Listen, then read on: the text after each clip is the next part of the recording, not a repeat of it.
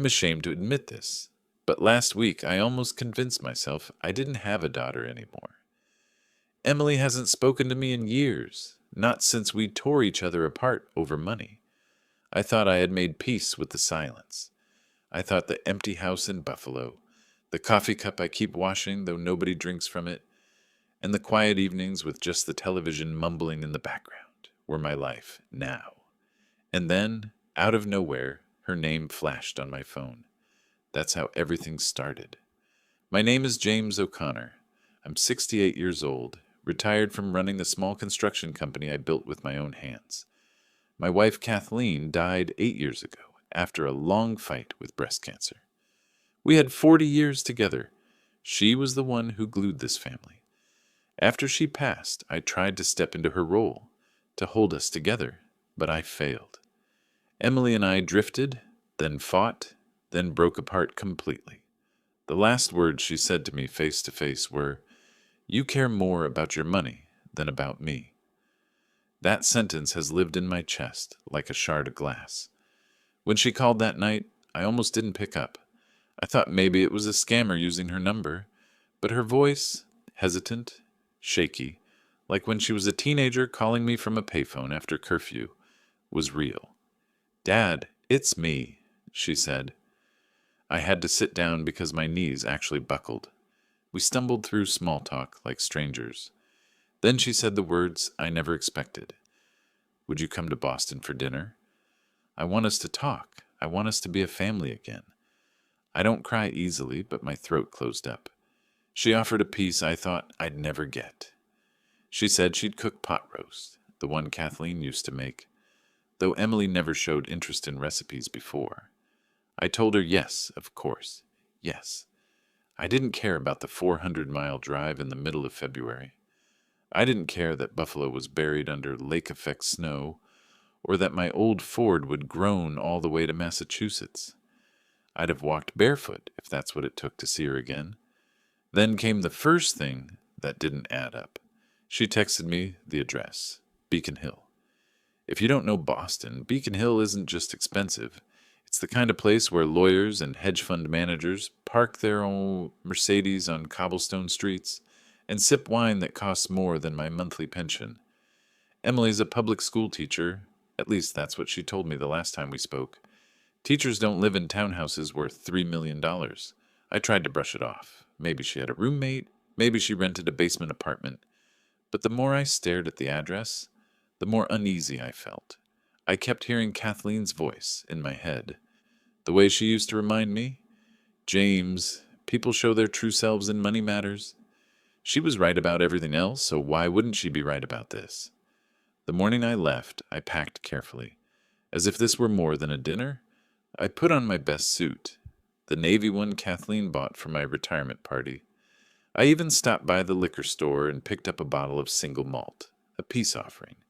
The road was long, and the snowplows had left dirty ridges of ice along Interstate 90. For hours it was just me, the hum of the tires, and the thought of what I would say to Emily after all this time. Would she hug me? Would she still remember her mother's laugh? Would she forgive me for being stubborn when she asked for money I truly didn't have to spare? Halfway through the drive, I pulled into a rest stop for coffee.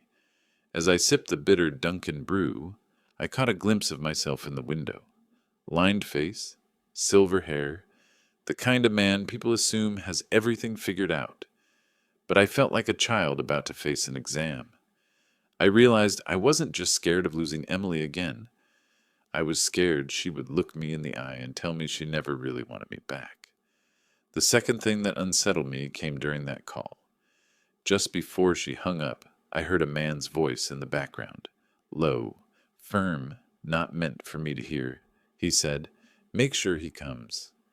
She shushed him quickly, tried to laugh it off, but the words sank into me like a nail. Make sure I came. Why would anyone need to force my daughter to want me there?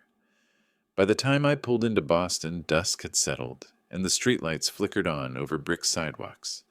Beacon Hill looked like a movie set. Gas lamps, iron railings, the whole colonial charm. I parked 2 blocks away because there was no space near her street. As I walked, carrying the whiskey like a talisman, I counted the steps. I kept telling myself this was my chance. People fight, families fracture, but maybe she really did want her father back. When I reached the townhouse, my heart stuttered. It was no basement rental. It was a 3-story home with fresh paint, tall windows glowing with warm light, and a shiny Range Rover parked outside. I stood there on the sidewalk, my breath fogging in the cold, and wondered how a teacher could afford this. That shard of glass in my chest twisted. The door opened before I could knock. Emily appeared in a silk dress I'd never seen her wear, her hair styled like she was going to a gala. She smiled, but the smile didn't quite reach her eyes. She hugged me, whispered "Dad" into my shoulder, and for a moment I wanted to believe in miracles. Then I saw him, standing just inside the hallway, tall, broad-shouldered, in a tailored suit. She introduced him as Daniel, her partner. He shook my hand firmly, smiled politely, but his eyes didn't soften. They measured me, weighed me, as if deciding how much I was worth. Inside, the townhouse looked like a page from an architecture magazine. Chandeliers, marble counters, expensive art. Everything screamed money, not the modest life of a teacher's salary. My chest tightened with questions I didn't dare ask. Instead, I said the only words I could. "This place is beautiful." Emily blushed faintly, but Daniel was the one who answered, "We've worked very hard for it." His voice carried the kind of pride that felt more like a warning. We sat for dinner. The table was set with fine china, the roast steaming, wine glasses polished to a shine. Emily poured me a generous glass of red. My hands trembled slightly as I lifted it. After years of silence, here we were again, the three of us pretending to be a family. For a brief second, I let myself believe this was real. Then as I raised the glass, my phone buzzed in my pocket. I glanced at the screen under the table. It was a number I didn't recognize, Boston area code. The message in all capital letters made my blood run cold. "Don't drink. Get up and leave now." I froze, the rim of the glass just inches from my lips. Emily's laughter tinkled in the air. Daniel's fork scraped softly against his plate, and my whole body went rigid. Someone out there knew where I was. Someone wanted me out immediately. And that's when I realized this dinner wasn't just about family. It was something else, something dangerous. When I walked into Emily's townhouse that night, I told myself to focus on her smile, on the hope that maybe my daughter really did want me back. But the more I looked around, the harder that hope became to hold on to. Every detail in that place was screaming money. The polished mahogany banister, the fresh orchids arranged on the marble island, even the smell, like cedarwood candles that cost more than a week's groceries at Wegmans. Emily poured me another glass of wine, insisting I relax. Daniel slid into the chair opposite me, folding his hands with the calm of a man used to being in control. For a while, I tried to play along. I told stories about Buffalo winters, about how I still kept the snowblower Kathleen insisted on buying 20 years ago. Emily nodded, but her attention wandered. Daniel kept steering the conversation back to business. "You must have done well for yourself running that construction company all those years," he said. His tone was polite, but his eyes were sharp. I admitted I'd saved some, enough to retire comfortably, though not the kind of wealth that could buy a Beacon Hill townhouse. That was when Emily leaned forward, her voice unusually sweet. "Dad, you've always been so responsible, but have you thought about what happens to everything when you're gone?" My fork froze halfway to my mouth. She tried to cover with a laugh, saying, "I mean, just planning ahead, like Mom used to." Something inside me tightened. I glanced at Daniel, and his expression didn't budge. It wasn't the question of a daughter worrying about her father's future. It was a lawyer calculating assets. I set my fork down and smiled as calmly as I could. "Your mother and I talked about those things. I've taken care of it." That should have been the end of it, but Daniel pressed on. "Any good lawyer would tell you it's never too early to update documents. Situations change." I changed the subject. I asked Emily about her students, the kids she used to gush about. Her face flickered just for a second like she'd forgotten the script. "Oh, they're fine," she muttered, then quickly turned to refill my glass. The wine was rich. Too rich. By the third sip, I felt a strange heaviness settle in my limbs, a warmth crawling up my neck that didn't match the amount I'd had. That was when my phone buzzed again. Same unknown number. I glanced at the screen under the table. "Don't drink. Don't sign anything." My heart pounded so loudly I thought they might hear it across the table. My mind raced. Someone out there knew exactly what was happening in this room. I excused myself, saying I needed the restroom. My legs wobbled slightly as I stood, whether from the wine or nerves I couldn't tell. The hallway was lined with framed photographs of European vacations, none of which Emily had ever mentioned affording. At the end of the hall, instead of turning left into the bathroom, I turned right, toward a door that looked like it led downstairs. The basement was dim, smelling faintly of damp concrete and printer ink. My eyes adjusted and landed on a desk stacked with documents. I stepped closer, my breath catching as I read. Property transfer agreements, power of attorney, even a draft of a will naming Emily as the sole beneficiary of everything I owned. All it lacked was a signature. My signature. Footsteps above made the ceiling creak. I shoved the papers back, just as I heard a whisper behind me. I spun, and there she was. The housekeeper I'd barely noticed earlier. She couldn't have been more than 30, with kind eyes and a tremor in her voice. "You shouldn't be here," she said. But then, softer, "They're planning something. I heard them. Please be careful." My chest tightened. "You sent those messages?" She didn't answer, but the look in her eyes was confirmation enough. Before I could ask more, Daniel's voice boomed from upstairs. "James, you lost?"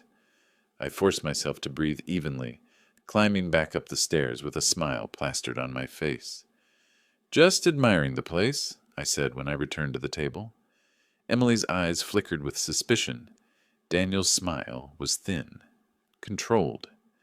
Back at my seat, I noticed a new folder had appeared beside my plate, as if by magic. Daniel tapped it casually. "Just some things to review when you have a moment.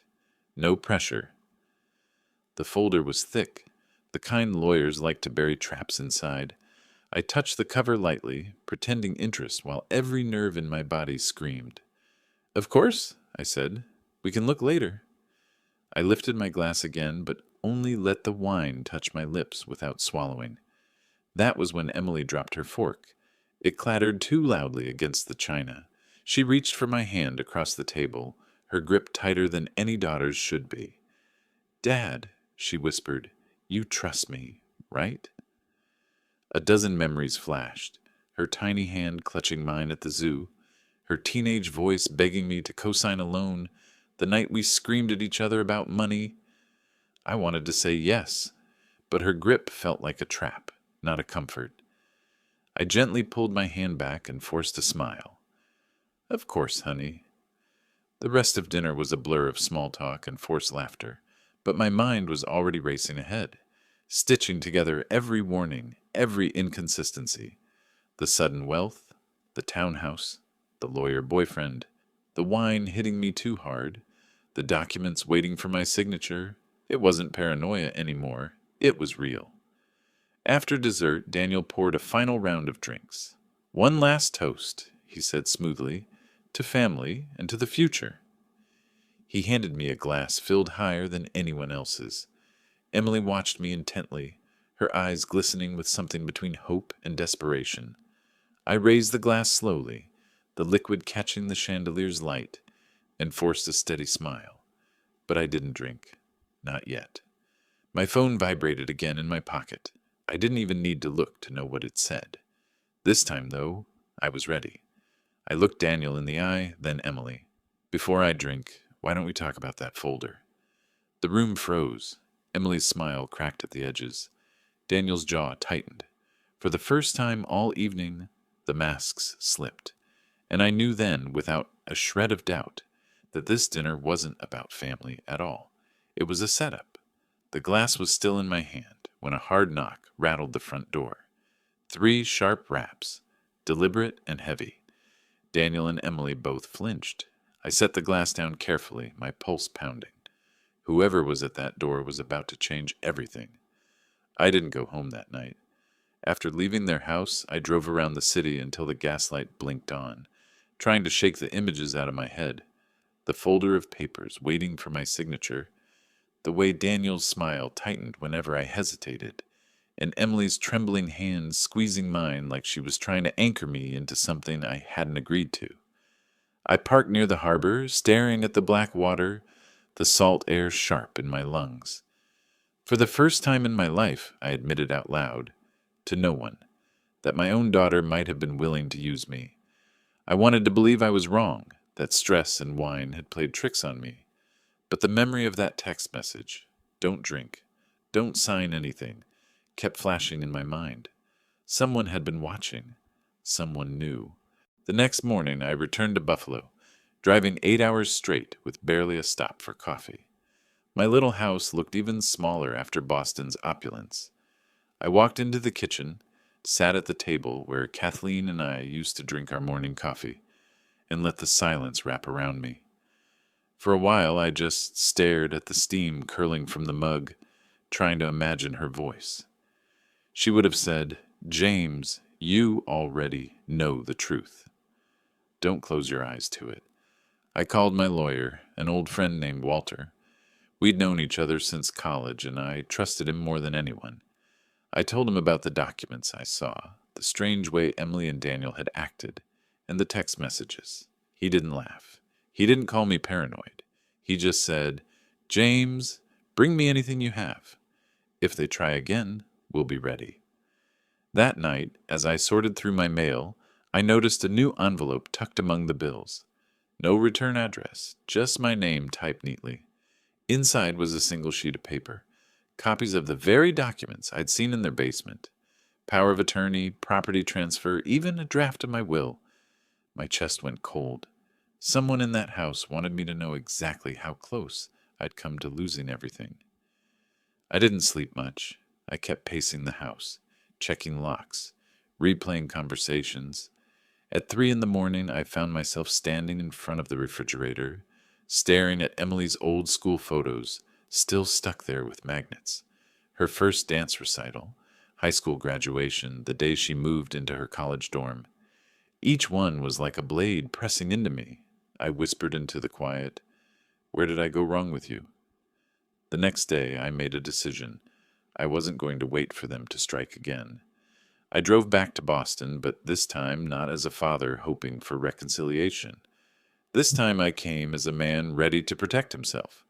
I didn't go to the townhouse. Instead, I went to the school where Emily worked. The brick building was buzzing with kids spilling out for recess. I stood on the sidewalk, watching her through the glass doors. She was smiling, laughing with a coworker, her hands moving expressively the way her mother used to. For a moment, I saw my little girl again.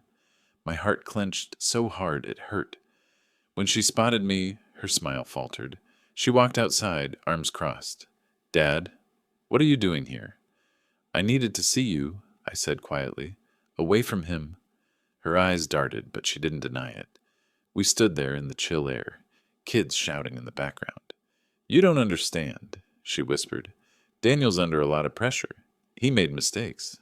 I just wanted to help. By taking everything your mother and I built," my voice cracked, "by drugging me with wine and shoving papers in front of me." Her face twisted, half guilt, half defiance. "It wasn't supposed to go that far. He said it was just paperwork to protect you. I didn't think—" She broke off, tears brimming. "Didn't think or didn't care?" I asked. People passing on the sidewalk gave us curious glances, but I didn't care. "Your mother would be ashamed, Emily. You've let him turn you into someone I don't recognize." She shook her head, sobbing softly. "You don't know what he's capable of. He owes money to people who don't forgive. If I don't help him, they'll come after us." That was the first time I heard the real truth. The debts, the threats. Suddenly all the pieces locked together. The luxury townhouse, the pressure to sign, the desperation in Daniel's eyes. They were trying to use me as their lifeline. I turned and walked away before she could stop me. My chest felt hollow, like my ribs were a cage with nothing inside. That night, back in my hotel room, I sat with Walter on the phone for 2 hours. We planned everything. I transferred my accounts to new banks, locked down my business assets, and updated my own will with explicit protections against coercion. If Daniel wanted to play games, I was going to be one step ahead. The following evening, I returned to the townhouse, but not alone. Walter came with me, briefcase in hand. Emily opened the door, her eyes red from crying. Daniel appeared behind her, mask firmly back in place, smiling like we were all friends. "James, good to see you again," he said smoothly. Walter's presence clearly unsettled him. We sat at the dining table again, the same spot where they'd tried to trap me days earlier. Daniel slid a new folder across the polished wood. "Just updated documents, no big deal." Walter didn't even open it. "We'll review these in my office," he said flatly. "If they're legitimate, you'll hear from us." For the first time, Daniel's control cracked. His jaw flexed. His hands curled into fists on the table. Emily reached for his arm, whispering his name, but he shook her off. His voice dropped, low and sharp. "You're making a mistake, James. People don't walk away from debts like his. And if you don't help, you'll regret it." That was when I realized the trap wasn't just about money. He was threatening me outright, in my daughter's home with her watching. I stood slowly, pushing my chair back. "If anything happens to me, Daniel, my lawyer knows everything. Every document, every debt, every word you just said." His face went pale.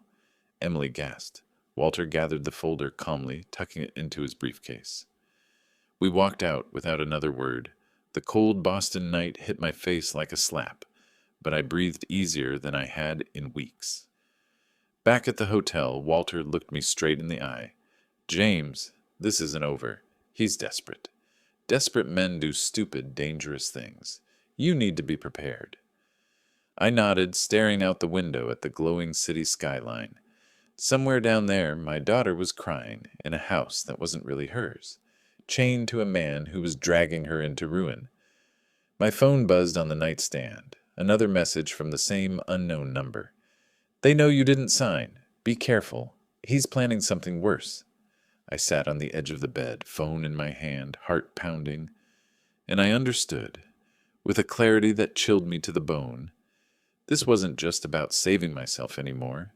It was about choosing whether I'd stand by and let Emily sink, or whether I'd fight back, even if it meant destroying her world to save her. The knock on my hotel door came just as that thought settled in. 3 sharp, deliberate raps.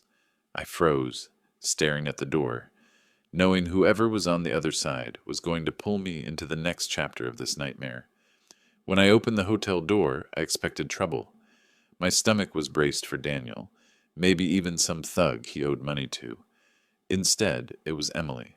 Her face was pale, her hair disheveled, her eyes swollen like she'd been crying for hours. She slipped inside without asking, shutting the door quietly behind her. For a long moment, neither of us spoke. The only sound was the muffled hum of traffic outside on Tremont Street. She finally broke the silence, her voice ragged. "Dad, you don't understand what he's capable of. If you keep pushing, he'll drag you down with him." I studied her face. My daughter, the same little girl I once carried on my shoulders at Fenway Park, now standing in my hotel room, warning me about the man she chose over her own family.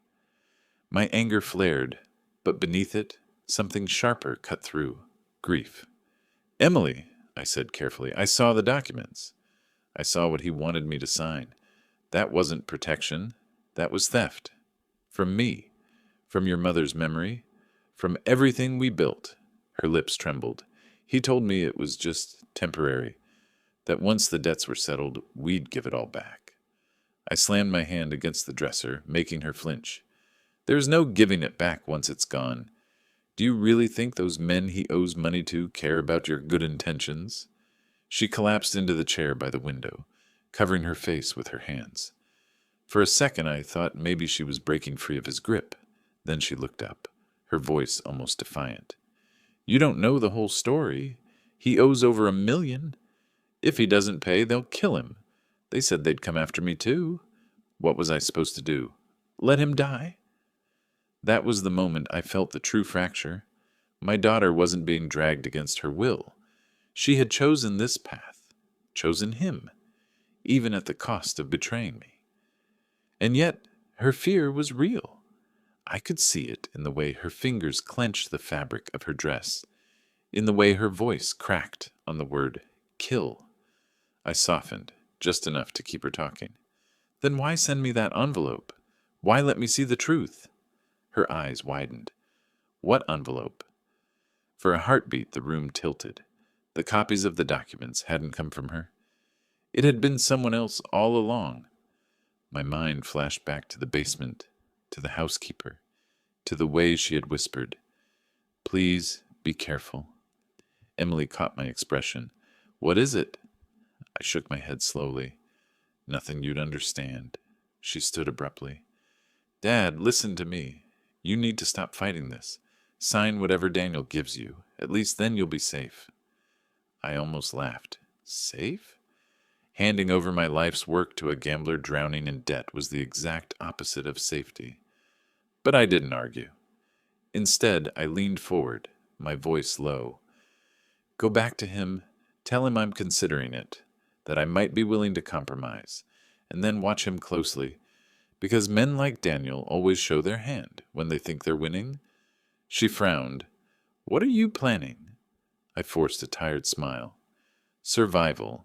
The next night, I went back to that townhouse. Not alone. This time I had Walter waiting in his car down the street with a recorder running. I walked through the front door, carrying a folder of my own. Daniel greeted me with that same polished grin, but his eyes flickered with hunger. Emily hovered behind him, pale and silent. We sat at the dining table again, the same mahogany surface where days earlier I'd nearly signed away my soul. Daniel slid fresh papers toward me. We made some adjustments, more favorable to everyone. I opened the folder slowly, pretending to read. "You're asking for power of attorney. Full control. My company assets. Even my house. That's more than adjustments, Daniel. That's everything." He leaned back, smiling wider. "And in exchange, you get peace. No more harassment. No more threats. Isn't that worth it?" The arrogance in his voice was gasoline on my anger. I tapped the papers with my finger. "Funny thing. These look exactly like the ones I already saw in your basement." His smile froze. Emily's breath caught. The silence stretched, heavy as wet cement. "I don't know what you mean," he said finally, his voice sharper. I leaned forward. "Don't play dumb. I know about the debts. I know about the loan sharks. And I know about the drugs and the wine." Emily gasped, her hand flying to her mouth. Daniel's mask slipped completely now, rage flashing across his features. He slammed his fist on the table. "You should have just signed, old man. You have no idea who you're dealing with." That's when the twist hit me like a gut punch. Daniel didn't deny any of it. He leaned closer, lowering his voice to a hiss. "You think Emily was innocent in this? She helped me. She cooked that dinner. She poured the wine. She begged me to make it quick." The words crashed into me, leaving me breathless. I looked at Emily, searching her face for denial, for any shred of the daughter I thought I knew. She crumbled under my gaze, tears spilling. "I was scared," she whispered. "I thought it was the only way." Every thread of hope inside me snapped. She hadn't just stood by. She had been part of it. I pushed the folder back toward Daniel, my hands trembling not from fear but from fury. "You've made your choice, and now I'll make mine." I stood, grabbing my coat. Daniel sneered, rising as well. "Walk away, James, and you won't last a week. You'll be found in some alley, and no one will ever prove a thing." I met his eyes. Maybe. Or maybe the right people already know. I left the house, my heart pounding, every nerve burning. Outside, Walter's headlights blinked twice. Our signal. He had everything, every word, every confession recorded clean. As I slid into the passenger seat, Walter asked, "Did we get enough?" I looked back at the glowing windows of the townhouse, where my daughter still stood in the doorway, a silhouette of betrayal. My throat tightened. More than enough. We drove away into the Boston night, but even as relief washed over me, a new fear gnawed at the edges, because men like Daniel don't surrender quietly. They strike back, harder. And sure enough, just as we crossed onto the highway, my phone buzzed with a new message from that same unknown number. Be ready. He knows about Walter. I stared at the glowing screen, the blood in my veins turning to ice, realizing the fight had only just begun. The night Walter and I drove out of Boston, I couldn't shake the feeling that every set of headlights in the rearview mirror was following us. The message on my phone, he knows about Walter, kept echoing in my mind. Daniel wasn't just desperate, he was cornered, and cornered men lash out. For 2 weeks I lived like a man under siege. I kept to my house in Buffalo, double-checking the locks, watching shadows stretch long across my lawn. Walter assured me we had enough on tape to bury Daniel and Emily legally, but cases take time. Meanwhile, I couldn't forget the look on Daniel's face when I walked out that night, the fury of someone who just lost his golden ticket. The strike came quietly. A letter slid under my front door one morning. No stamp, no postmark. Just a single sheet that read, "Drop the charges, or Walter pays." I sat at my kitchen table staring at those words while my coffee went cold. Kathleen's picture on the wall seemed to look straight at me, steady as ever, and I heard her voice in my head, "Don't you dare back down." That same afternoon, Walter called with news. "James, it's already unraveling." One of Daniel's creditors came forward. "He's been defaulting on everything. Cars, gambling markers, even a mortgage scam. The DA is moving fast." His voice carried the weight of a man who'd seen plenty of crooks, but this one was personal. I could have let the justice system grind him down, but part of me wanted something more direct. So I made a choice I never thought I'd make. I called Emily. My hands shook as I held the phone. She picked up on the second ring, her voice small. "What do you want, Dad?" "I want you to meet me." "No, Daniel. Just you and me." She agreed, maybe out of guilt, maybe because part of her still wanted a father, I'll never know.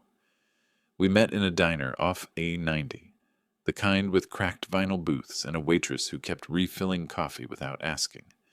When she slid into the booth across from me, she looked 10 years older than the last time I'd seen her. I didn't yell, I didn't accuse, I simply laid it out. "I know everything, the debts, the threats, the way you stood by while he planned to drug me. The recordings are with the DA. He's finished, Emily, but you still have a choice." She broke then, sobs shaking her shoulders.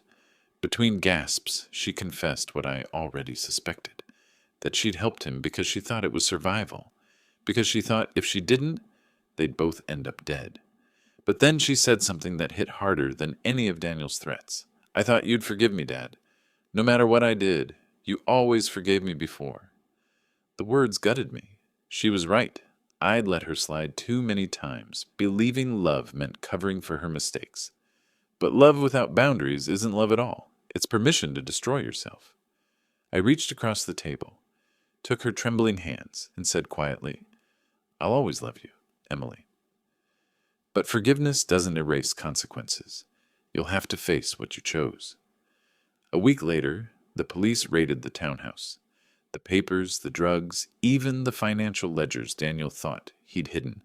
They found it all. The twist, the one I hadn't seen coming, was that Emily had already beaten them to it.